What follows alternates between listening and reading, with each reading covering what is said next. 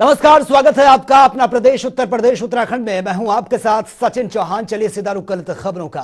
BJP के नवनियुक्त प्रदेश अध्यक्ष भूपेंद्र चौधरी आज गाजियाबाद पहुंचे हैं, जहां पर उनका बीजेपी नेताओं और कार्यकर्ताओं ने जोरदार स्वागत किया। प्रदेश अध्यक्ष भूपेंद्र चौधरी कार्यभार संभालने के बाद पार्टी की रणनीति लक्ष्य की तरफ वो जुट गए हैं और इसी कड़ी में आज उन्होंने गाजियाबाद में संगठन के पदाधिकारियों के साथ बैठक की है और इस दौरान बैठक में कुछ चुनिंदा लोग ही शामिल हुए हैं। चौधरी ने पार्टी पदाधिकारियों के साथ आगामी चुनाव को लेकर रणनीति पर मंथन किया है और सरकार की तरफ से चलाए जा रहे अभियान की समीक्षा भी की है और सभी को कुछ टिप्स भी दिए हैं।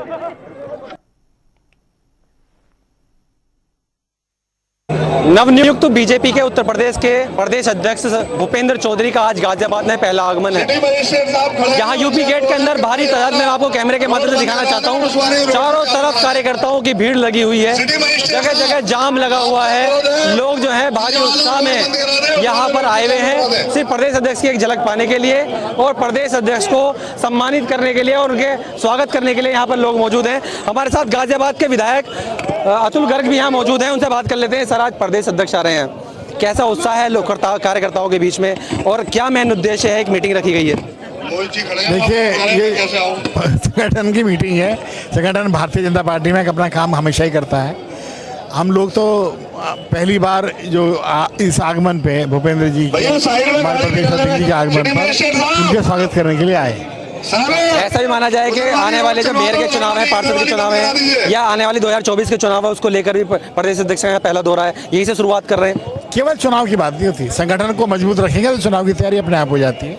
देखिए, ये हमारे साथ गाजियाबाद के शहर विधायक थे, ये हमारे साथ साहिबाद के विधायक भी हैं जो यहाँ पर मौजूद हैं। सर, आज प्रदेश अध्यक्ष पहली बार किसी जिले में अगर आ रहे हैं तो गाजियाबाद में आ रहे हैं, क्या मेन मुख्य माना जाए इसके कारण? जो है क्षेत्रीय समिति की बैठक यहाँ पर है, उसको संबोधित करने आ रहे हैं। कार्यकर्ता उनके सम्मान में यहाँ खड़े हैं, उनका अभिनंदन करना चाहते हैं। हमारे प्रदेश अध्यक्ष जी चूंकि नीचे से कार्यकर्ता से वहाँ तक पहुँचे हैं तो एक एक कार्यकर्ता के साथ उनकी नज़दीकी घनिष्ठता, तो कार्यकर्ताओं में इसलिए बहुत उत्साह और उमंग है, वो इसलिए खड़े हैं। देखिए, साहिबाद जो विधायक थे ये भी साफ तौर पर कह रहे हैं कि संगठन को मजबूत करने के लिए प्रदेश अध्यक्ष आने वाले हैं और लोगों में उत्साह है। हमारे साथ महानगर अध्यक्ष जो है गाजियाबाद के अध्यक्ष वो मौजूद हैं, संजीव शर्मा जी। सर, आज प्रदेश अध्यक्ष आ रहे हैं पहली बार, अगर नवनियुक्त होने के बाद गाजियाबाद ही आ रहे हैं तो क्या माना जाए इसके बारे में? पहली बार आए हैं, लोग स्वागत करने के लिए यहाँ खड़े हुए हैं और अच्छी बात है गाजियाबाद में, और वो भी पश्चिम में, वो भी गाजियाबाद से आपने शुरुआत की है, उसके लिए बहुत बहुत स्वागत। एक मीटिंग है, उस मीटिंग के बारे में बताइए, क्या मेन मुख्य मीटिंग में रखा जाएगा? आज क्षेत्रीय बैठक है जिसमें जिलाध्यक्ष, जिला प्रभारी और आपके पश्चिम के पदाधिकारी सब लोग रहेंगे। उसमें जो पीछे काम किया गया है उस सब कामों को उनकी समीक्षा होगी और आगे के लिए काम दिए जाएंगे। देखिए, साफ तौर पर जाहिर है कि भाजपा के नवनियुक्त प्रदेश अध्यक्ष भूपेंद्र चौधरी आज 2024 के समीकरण को साधने के लिए आ रहे हैं और यही वजह है कि अपार जनसमूह जो है ये उसका जीता जागता उदाहरण है कि लोग भूपेंद्र चौधरी को जमीनी स्तर से जानते हैं और उनको चाहते हैं और यही वजह है कि स्वागत करने के लिए दूर दूर से पश्चिम उत्तर प्रदेश के लोग यहाँ आए हुए हैं। बने रही जनता टीवी के साथ हैदर संवाददाता गाजियाबाद।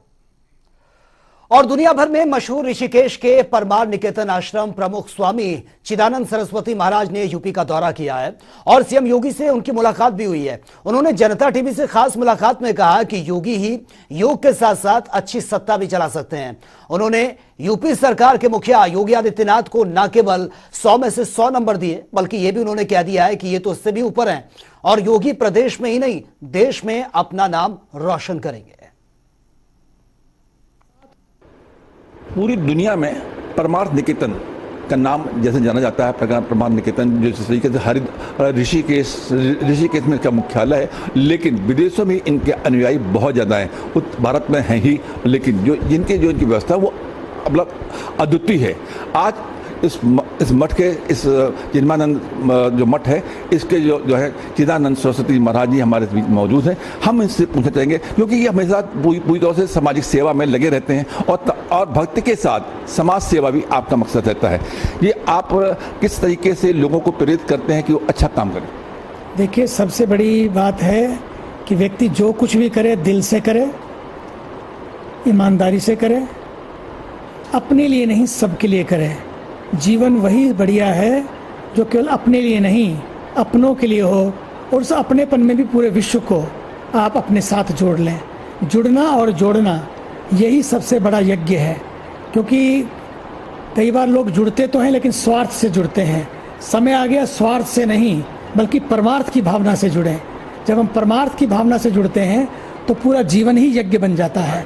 तो यज्ञ भाव से जुड़ें। आज आप देख रहे हैं उत्तर प्रदेश में, आज जो उत्तर प्रदेश तो मैं मानता हूँ पूरे विश्व में अपने आप में एक देश की तरह है, इतना बड़ा प्रदेश है। उसके मुखिया, आज मेरी सवेरे ही उनके साथ मीटिंग थी, मैंने देखा उनकी पूरे उस वार्ता में किस तरह से, किस त्याग साधना से, कर्मठता से, कर्म योगी की तरह वो अपनी भूमिका निभा रहे हैं। बस इसी तरह ही कोई सोच सकता है एक सन्यासी और इतने बड़े प्रदेश की सत्ता संभाल कर, सत्ता के लिए नहीं बल्कि सत्य के लिए, जब व्यक्ति सत्ता के लिए नहीं सत्य के लिए जीता है तब उसका प्रभाव, उसका स्वभाव और फिर उसका प्रभु भाव भी पूरे समाज को प्रभावित करता है और अपने साथ जोड़ लेता है। जैसा कि आपने कहा कि योगी जी पूरी तौर से अपने दिल से सत्ता के लिए नहीं समाज के लिए काम कर रहे हैं, आपको क्या लगता है कि आप उत्तर प्रदेश में उनके साथ कितने सहभागी होंगे?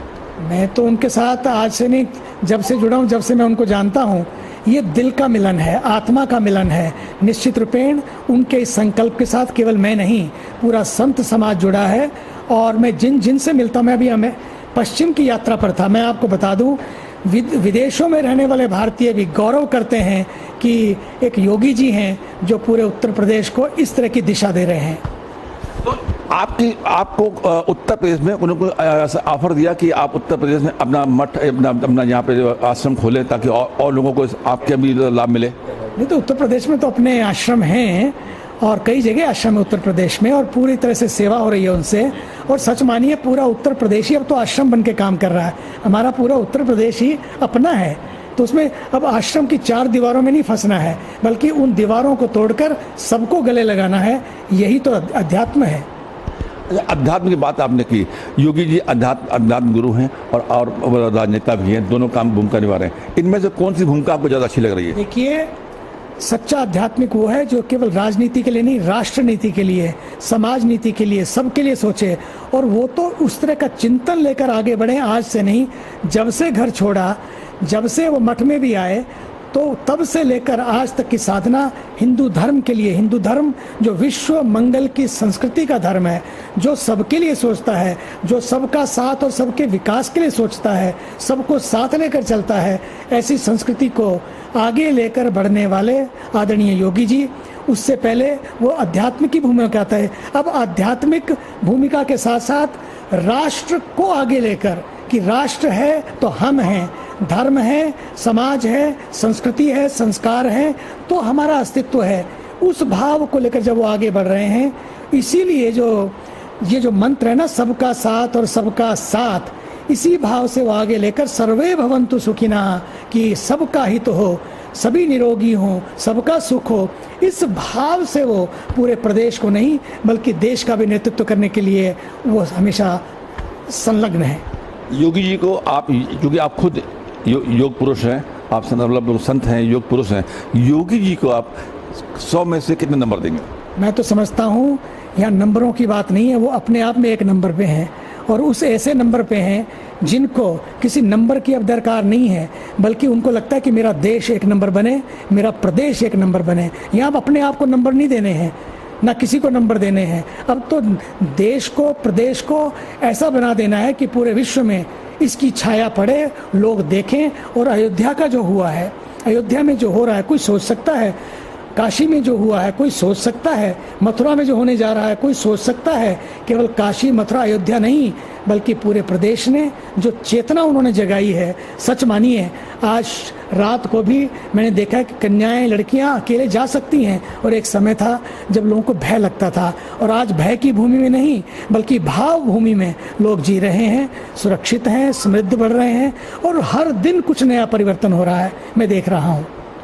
ये थे स्वामी चिदानंद जी, जिन्होंने पूरी दुनिया में अपनी ख्यात फैलाई है और इन्होंने उत्तर प्रदेश के मुख्यमंत्री योगी आदित्यनाथ को 100 में 100 नहीं, उससे भी ज़्यादा नंबर दिए हैं। उन्होंने कहा कि मतलब योगी जी ने केवल प्रदेश में ही नहीं बल्कि पूरे देश में, पूरी दुनिया में योग के माध्यम से, सत्ता के माध्यम से यूपी का नाम नंबर 1 कर दिया है। जनता टीवी के लिए रियाज के साथ अनिल के अंकुर, लखनऊ। और बलिया में युवा चेतना के राष्ट्रीय संयोजक रोहित सिंह ने बाढ़ प्रभावित गांव का दौरा किया है और आपको बता दें कि वो दौरा कर रहे हैं। बलिया में जिस तरह के हालात बने हुए हैं, प्रभावित लोगों को राहत सामग्री बांटी गई है ताकि उनको कोई परेशानी ना हो। संपन्न लोग मदद के लिए आगे आए हैं। युवा चेतना के राष्ट्रीय संयोजक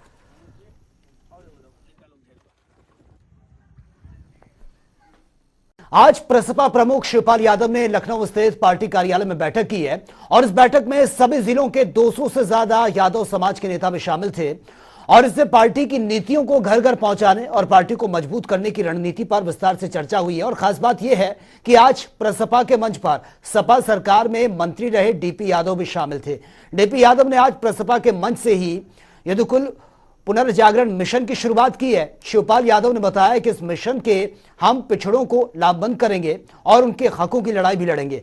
डीपी यादव का कहना था कि हमारे इस मिशन का जो टारगेट है, अहिर रेजिमेंट, जातिगत जनगणना जैसे 9 सूत्रीय मांगे हैं, जिसको लेकर हम अपने समाज के बीच जाएंगे और यादव समाज के संगठन से प्रतिद्वंदित नहीं है और हम अपने समाज की लड़ाई सिर्फ उत्तर प्रदेश नहीं बल्कि सभी प्रदेशों में लड़ेंगे।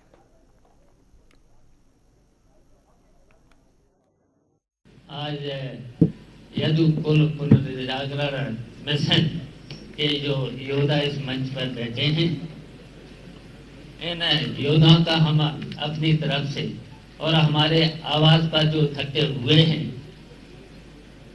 तो ये सभी लोग इस मिशन को आगे बढ़ाएंगे और इस मंच को और इस मिशन को हमारा भी पूरा संरक्षण रहेगा, सहयोग रहेगा और इनकी लड़ाई जो है सामाजिक न्याय की लड़ाई को आगे बढ़ाएंगे, लड़ेंगे और न्याय दिलाने का काम करेंगे।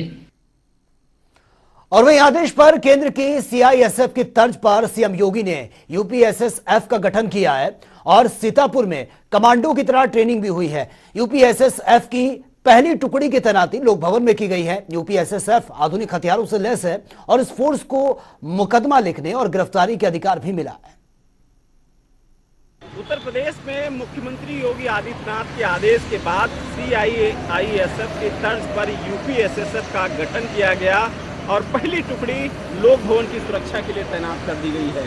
5 टुकड़ियां ट्रेनिंग कर चुकी हैं। सीतापुर में इनकी कमांडो की तर्ज पर ट्रेनिंग हुई है और पहली ऐसी टुकड़ी है, ये फोर्स है जो गिरफ्तारी का भी इनको आदेश दिया भी गया है और उनके पास पावर भी है।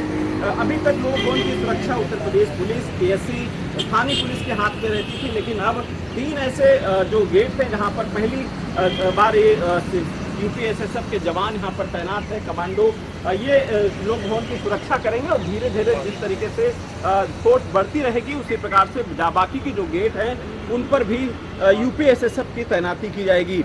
इनका जो मेन उद्देश्य होगा वो लोक भवन, विधानसभा, बापू भवन या फिर रेलवे स्टेशन, जो एयरपोर्ट स्टेशन है, एयरपोर्ट है, वहाँ पर इस सुरक्षा की लिए तैनात रहेंगे और इनको जिस तरीके से अधिकार दिया गया है कि अगर कोई व्यक्ति अराजक तत्व इस तरीके से मिलता तो उनको गिरफ्तारी भी कर सकेंगे। अभी फिलहाल इनकी जो पोस्टिंग है या फिर जो ये मान के चलें कि पीएससी से संबंधित हैं, एडीजी पीएससी इनके पूरे फोर्स को चला रहे हैं, तो आने वाले समय में जो और भी स्थान है उस पर भी यूपीएसएसएफ की तैनाती की जाएगी।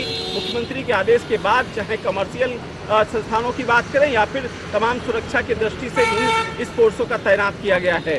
जब रियाज के साथ अनूप सिंह, जनता टीवी, लखनऊ। और गाजीपुर में एक बड़ा हादसा हो गया है। नदी में नाव डूबने से 7 लोगों की मौत की खबर है। दरअसल रेवतीपुर ब्लॉक के 18 गांव के लोग नौली बाजार के लिए निकले थे और लापरवाही यहां पर बढ़ती गई है। नाव चालक ने छोटी सी नाव पर करीब 30 लोगों को बिठा दिया, जिसके चलते नाव ज्यादा भार नहीं झेल पाई और वो डूब गई है। नाव में कुल 15 पुरुष, 10 महिलाएं और 5 बच्चे सवार थे। नाव डूबने के बाद अफरा तफरी का माहौल हो गया। गांव के लोगों ने तत्परता दिखाते हुए 22 लोगों को तो बचा लिया, लेकिन 7 लोग अपनी जान गंवा बैठे हैं। सूचना मिलने के बाद पहुंची प्रशासन की टीम ने शवों की तलाश में एनडीआरएफ की टीम लगा दी है और पुलिस का यह भी कहना है कि अब तक 7 लोगों के शव बरामद कर लिए गए हैं और एक बच्चे की तलाश अभी भी जारी है।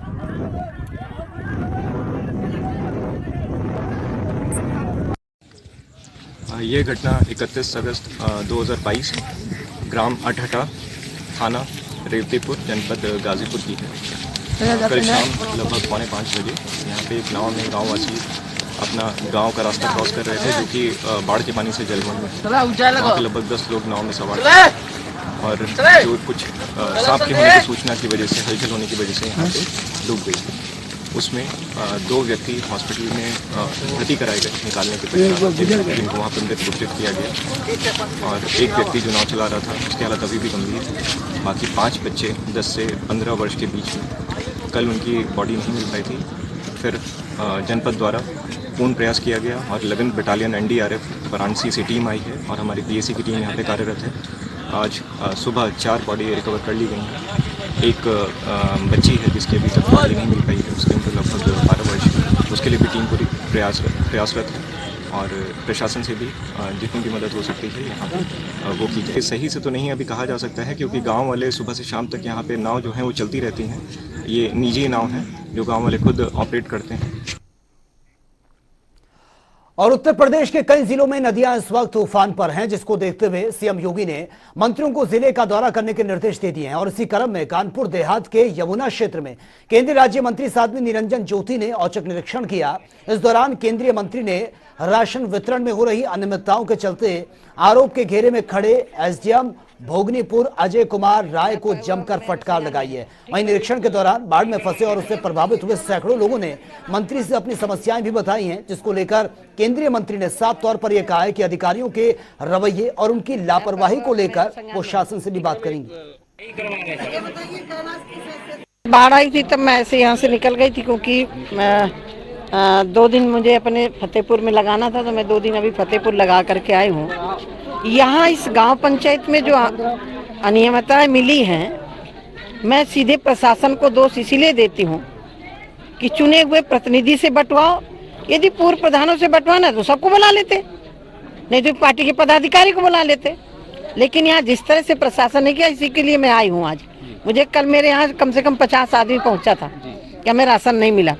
हमने सीधे प्रशासन से कहा था कि घर डूबा हो ना डूबा हो, जो पानी से गांव घिरे रहे हैं पूरे लोगों को मिलना है। मैं अभी कल बांट करके आई हूँ, वो डूबा है नहीं डूबा है, प्रभावित है उसको पहले प्राथमिकता में देने का था कि जो विस्थापित हैं, घर छोड़ करके बाहर चले गए हैं, पहले प्राथमिकता में उनको दो, उसके बाद पूरे गांव को देने का है। ये हमने कल ही DM से बात की थी कि जो गांव घिरा रहा, उनकी खेती चली गई, उनके खेत में अब कुछ होने वाला नहीं है।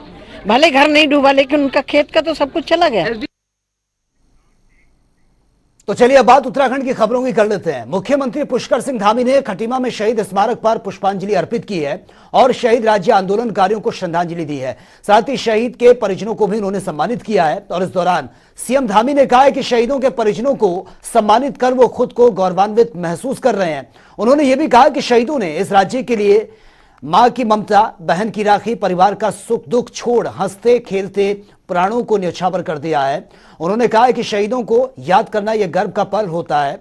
राज्य सरकार शहीद आंदोलनकारियों के सपनों के हिसाब से समृद्ध और प्रगतिशील उत्तराखंड बनाने के लिए संकल्पबद्ध है और शहीदों के सपनों को आगे बढ़ाने को लेकर भी प्रतिबद्ध है। सीएम धामी ने यह भी कहा कि आने वाली पीढ़ी हमारे शहीदों के संघर्ष को ना भूले, इसके लिए शहीदों से जुड़े कार्यक्रम हर साल मनाए जाएंगे।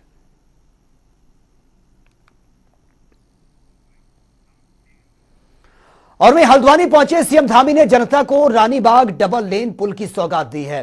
मुख्यमंत्री पुष्कर सिंह धामी ने फीता काटकर पुल का शुभारंभ किया। HMT के पास गौला नदी पर यह नया डबल लेन पुल बनकर तैयार है और इस पुल के चलते हल्द्वानी से लेकर कुमाऊं भर से लोगों और बाहर से आने वाले पर्यटकों को सीधा फायदा भी मिल रहा है। और आपको बता दें कि 7.14 करोड़ की लागत से यह पुल बना है और 22 महीने में बनकर इसको तैयार कर दिया गया है। लोनी भवाली डिवीजन ने खेलवेज कंस्ट्रक्शन कंपनी से इसका निर्माण करवाया और पुल बनने से हल्द्वानी समेत पूरे पहाड़ के लोगों को इसका सीधा फायदा पहुंचेगा। खासकर पर्यटन सीजन के दौरान लगने वाले जाम से लोगों को निजात मिलेगी। उद्घाटन कार्यक्रम के दौरान केंद्रीय रक्षा और पर्यटन राज्य मंत्री अजय भट्ट और जिले की प्रभारी मंत्री रेखा आर्य, विधायक सरिता आर्य, राम सिंह केड़ा समेत बीजेपी के पदाधिकारी मौजूद थे। वहीं ई मदन पुंडील ने बताया है कि पुराने सिंगल लेन पुल को अभी बंद नहीं किया जाएगा।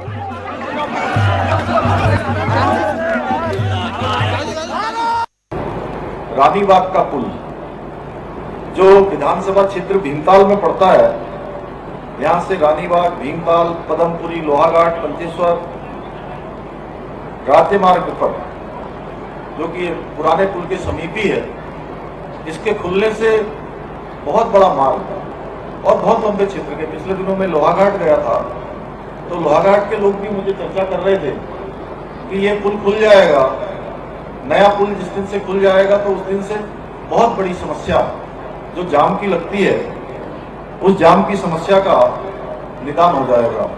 इसके ये पुल के निर्मित होने से जहां 2 लेन 1 लॉन्डिंग स्टील गार्डर पुल के लोकार्पण के अवसर पर मैं आप सब लोगों को, जो इतनी बड़ी संख्या में आज पुल के लोकार्पण के लिए यहाँ पर एकत्र हुए, मैं आप सभी क्षेत्रवासियों को, सभी माताओं को, बहनों को, नौजवान साथियों को मैं बहुत बधाई देता हूँ। पर्यटन को बढ़ावा मिलेगा, आर्थिक एवं सामाजिक विकास के साथ साथ ये पुल बनने से चहुमुखी विकास इस क्षेत्र का होगा।